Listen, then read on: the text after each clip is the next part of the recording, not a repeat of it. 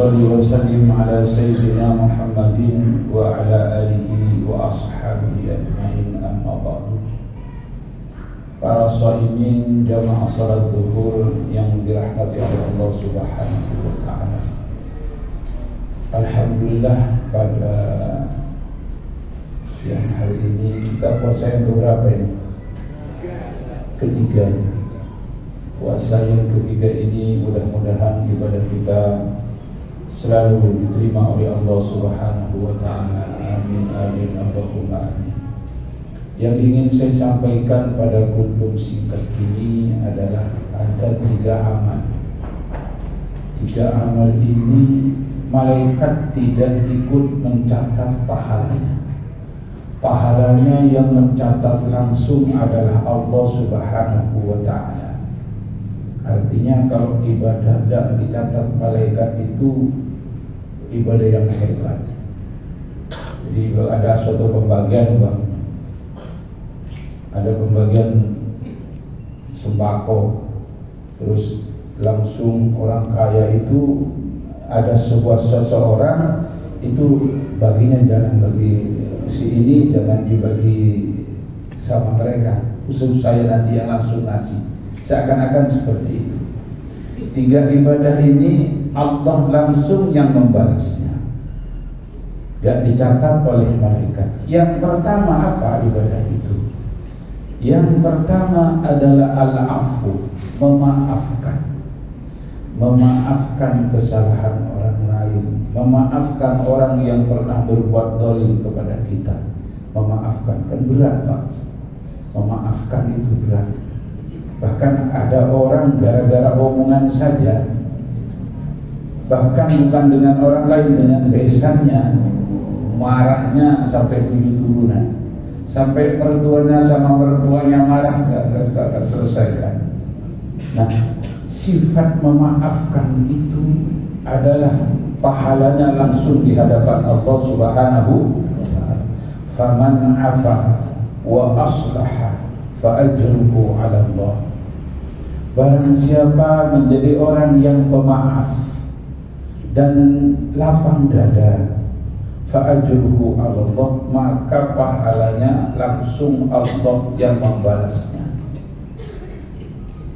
Jadi ibadah ini luar biasa. Karena ada seorang sahabat, Rasul ini sedang duduk bersama dengan para sahabat. Lalu sahabat ini, yang satu ini masuk.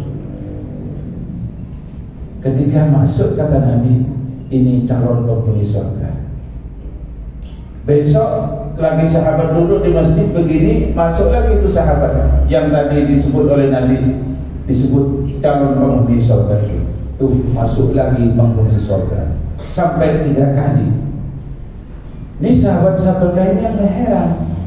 Tuh, amal apa yang dia lakukan kok sampai dijamin oleh Nabi masuk surga? Kalau sudah jaminan Nabi masuk surga, ya mari surga.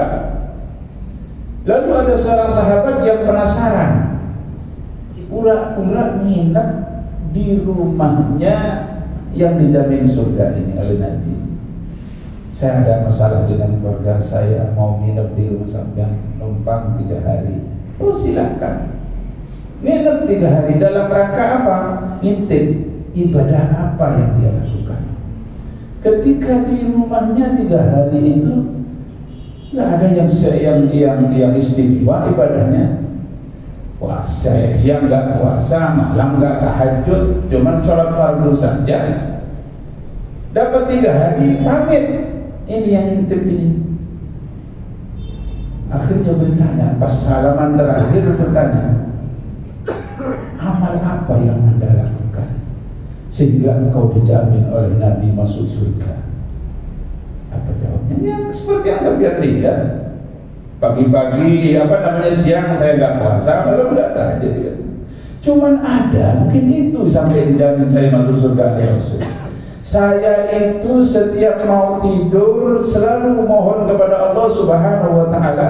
Pertama, saya memaafkan orang yang berbuat salah kepada saya. Orang yang berbuat zalim kepada saya maafkan. Dan orang yang bermusuhan dengan saya maafkan. Itu setiap hari. sampai dijamin masuk surga oleh Rasul sallallahu alaihi wasallam. Ada kisah seorang Imam Ahmad bin Hanbal. Imam Ahmad bin Hanbal ini tidak sepaham dengan penguasa pada waktu itu. Ditangkap, dipenjara, dicambuk pakai al-buju. Al-buju itu kan, al-buju ini mencambuk Imam Ahmad sampai hancur badannya Imam Ahmad ini. Lalu ketika Imam Ahmad sudah bebas, Imam Ahmad bahkan dalam keadaan sakit. Lalu si al-buju tadi yang mencambuk Imam Ahmad di penjara ini datang ke rumah Imam Ahmad, ketok pintu. Assalamualaikum. Man fil bab, siapa di pintu? Kata Imam Ahmad. Dibuka oleh anaknya. Itu ngaku kepada anaknya, si al-buju ini saya datang, saya adalah dulu yang pernah mencambuk ayahmu. Oh, dilaporkan kepada ayahnya. Wahai bapak, kata anaknya, ini orang dulu yang mencambuk abah dulu ketika abah ada di penjara. Sudah masuk, minta maaf, langsung dimaafkan, begitu saja. Kata anaknya, kok begitu saja? Dulu abah di penjara, dicambuk di penjara, disiksa di penjara, kok minta maaf sebegitu aja? Kata Imam Ahmad, aku ingin nanti ketika ditanya di surga di hari kiamat, aina alladziina ajruhu 'ala Allah? Siapakah, manakah orang-orang yang pahalanya di hadapan Allah Subhanahu wa taala? Faman afa wa aslaha fa ajruhu 'ala Allah. Saya ingin termasuk orang-orang itu, kata Imam Ahmad. Ini ibadah yang pertama, Pak. Memaafkan. Yang kedua adalah sabar. Sabar ini sabar terhadap ujian, sabar terhadap melakukan kewajiban, sabar terhadap larangan, sabar menghadapi segala sesuatu dengan kesabaran. Itu pahalanya sabar itu di hadapan Allah, tak tercatat oleh malaikat. Innama yuwaffas sabiruna ajrahum bighairi hisab. Sesungguhnya orang-orang yang sabar ini akan dibalas pahalanya oleh Allah Subhanahu wa taala tanpa batas. Kalau sudah tanpa batas, tidak terhitung. Inilah sabar. Bagaimana sabar yang dicontohkan oleh Rasulullah sallallahu alaihi wasallam? Pahala sabar itu, Pak, tanpa batas, bi ghairi hisab. Jadi malaikat enggak mencatat. Yang ketiga, yang pahalanya malaikat enggak mencatat ini hanya Allah Subhanahu wa taala yang mencatat adalah as-shaum. Puasa itu sendiri. Pahala puasa ini malaikat enggak mencatat. Kenapa enggak dicatat oleh malaikat? Karena ibadah puasa ini ibadah sir, ibadah rahasia antara sang hamba dengan sang Khalik. Ya Pak ya. Malaikat itu yang dicatat oleh malaikat ibadah yang bisa selfie. Yang enggak bisa selfie malaikat enggak mencatat. Sholat bisa selfie enggak? Selfie sholat. Bahkan sholat dari imam difoto, di video, ya. Nanti akan musim pencitraan seperti itu, Pak. Pakai sorban, pakai bisa selfie. Umroh, haji bisa selfie. Zakat bisa selfie. Puasa enggak bisa selfie. Malaikat juga enggak tahu. Siapa yang tahu kalau kita wudu barang sedikit teguh air di sebelah kita cuma nggak tahu. Nah, makanya ini yang tahu hanya Allah Subhanahu wa taala. Malaikat gak ikut mencatat. Makanya kata Allah Subhanahu wa taala, kullu amali ibni Adam lahu. Setiap amal ibadah umat manusia itu, anak Adam itu dicatat pahalanya untuk dia. Sholat sunnah, tarawih, 20 rakaat, 8 rakaat dicatat. So tarawihnya bolong-bolong dicatat, ada catatannya. Tarawihnya cepat, ada catatannya. Pak, tarawih yang biasa-biasa aja. Jangan tarawih kayak di Jawa Timur itu, ada tarawih Pak. Tarawih 23 rakaat cuma 10 menit. Bahkan ada yang 8 menit. Sampai dari kabupaten lain ikut sholat di situ, di Blitar itu adanya. Pesantren lagi. Pas ditanya, diwawancarai oleh wartawan, kenapa Anda jauh-jauh dari kabupaten lain sholat di sini? Ya Pak, ingin sekalian olahraga. Allahu Akbar. Bismillahirrahmanirrahim. Bismillahirrahmanirrahim. Iyyaka na'budu wa iyyaka nasta'in. Ihdinas siratal mustaqim. Siratal ladzina an'amta 'alaihim ghairil maghdubi 'alaihim waladdallin. Amin. Yasin. Allahu Akbar. Allahu Akbar. Allahu Akbar. Ya, selesai. Jangan begitu. Jadi sekali lagi bahwa ibadah puasa itu ibadah sir. Ya Pak, pacaran itu kan dinamakan sir-siran. Ya, bahasa mana sir-siran itu? Orang Jawa juga bilang sir-siran kan? Sir-siran itu pacaran, artinya sir itu rahasia-rahasiaan. Senang nggak rahasia-rahasiaan? Senang. Seharusnya kita ini sedang sir-siran dengan Allah Subhanahu wa Ta'ala, dalam suasana dekat dengan Allah Subhanahu wa Ta'ala pada bulan puasa ini. Makanya kata Allah Subhanahu wa Ta'ala, wa ana ajzi bihi, saya yang langsung yang membalasnya. Jadi ibadah puasa ini yang membalas langsung adalah Allah. Hebat. Setiap segala sesuatu yang diaku langsung oleh Allah pasti yang hebat. Ya Pak? Yang diaku langsung oleh Allah hebat. Baitullah hebat kan? Ka'bah, Habibullah Nabi Muhammad hebat enggak? Hebat.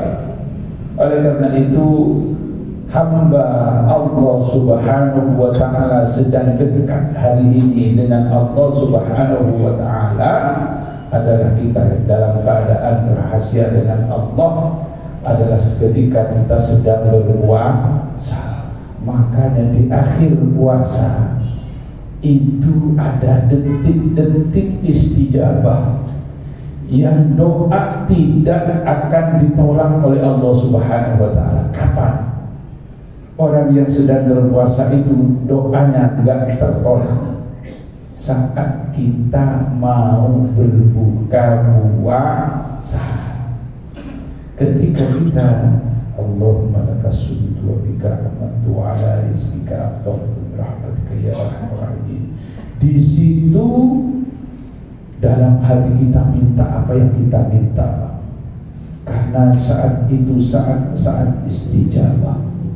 Makanya ada 3 doa yang tidak pernah ditolak oleh Allah Subhanahu wa Ta'ala. Pertama adalah doanya pemimpin yang adil.